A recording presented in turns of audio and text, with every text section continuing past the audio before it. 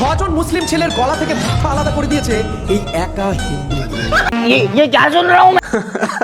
ভাই এখনকার মেয়েগুলো একটা মুরগির মাথা কাটতে পারে না, সেখানে বলছে 6 জন মুসলিম ছেলেকে ভাই গলা কেটে দিয়েছে। ভাই হয় এরা মূর্খ, না হলে এরা এদের ফলোয়ারদের বড় বড় মূর্খ ভাবে। কারণ ভাই তোমরা দেখো না ভাই, ভারতবর্ষের একটা মেয়ে ভাই একটা ছেলেকে মেরে ড্রামে ভাই ভর্তি করে দিয়েছে। ভাই পুরো ভারতবর্ষ না পুরো ওয়ার্ল্ডে ভাই নিউজ ছড়িয়ে গিয়েছে। এবং ভাই রিসেন্টলি খবর বলছে ভাই এই কদিন আগে ভাই ছেলে মেয়ে ভাই উভয় বড় লোক ছিল, কিন্তু ভাই মেয়েটা ছেলেটাকে নিয়ে গিয়ে পাহাড়ে ধাক্কা মেরে ফেলে দিয়েছে। সেইটাও ভাই পুরো ভারতবর্ষ না ওয়ার্ল্ডে ছড়িয়ে গিয়েছে এই খবরটা, যে ভারতবর্ষে এরকম একটা ঘটনা হয়েছে।